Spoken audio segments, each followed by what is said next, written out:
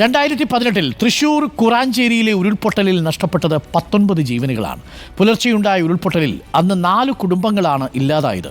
കനത്ത മഴ പെയ്യുമ്പോൾ കുറാഞ്ചേരി കുന്നിൽ മൺകൂനകൾ അടർന്നു വീഴുമ്പോൾ 6 വർഷം മുൻപത്തെ ഞെട്ടിക്കുന്ന ഓർമ്മയിൽ ആ പ്രദേശവാസികൾ ഭീതിയിലാകും. ഓർമ്മിച്ചു വരാം.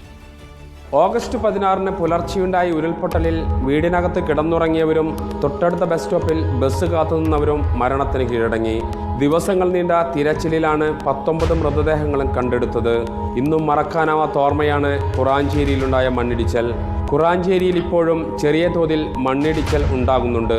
കുറാഞ്ചേരിയിൽ ഈ കഴിഞ്ഞ ആഴ്ചയുണ്ടായ ശക്തമായ മഴയിൽ കഴിഞ്ഞ തവണ മണ്ണിടിഞ്ഞതിൻ്റെ തൊട്ട് മുകളിലായി വീണ്ടും മണ്ണിടിച്ചിലുണ്ടായി. ജിയോളജിയും അതുപോലെ തന്നെയുള്ള ആളുകളും വന്ന് നോക്കിയപ്പോൾ പറഞ്ഞ് വീണ്ടും മണ്ണിടിച്ചിലിന് സാധ്യതയുള്ള ഒരു പ്രദേശമാണ്. 2018 19 പേരുടെ മരണത്തിന് ഇടയായ ഒരു പ്രദേശമാണത്. 22 ഡിഗ്രിയിൽ കൂടുതൽ ചെരിവ് അവിടെ ഉണ്ട്. അതുകൊണ്ട് ഏത് നിമിഷവും ഇടിഞ്ഞു വീഴാം. അതിൻ്റെ താഴത്തൊന്നും ആരും താമസിപ്പിക്കരുത്, മാറ്റണം എന്നുള്ള നിർദ്ദേശമാണ് കിട്ടിയിട്ടുള്ളത്. മേഖലയിൽ വീണ്ടും മണ്ണിടിച്ചിലിനുള്ള സാധ്യത അധികൃതർ തള്ളിക്കളയുന്നില്ല.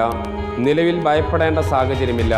മഴ കനത്താൽ മണ്ണിടിച്ചിലുണ്ടാകാമെന്നാണ് ജിയോളജി വിഭാഗം പറയുന്നത്.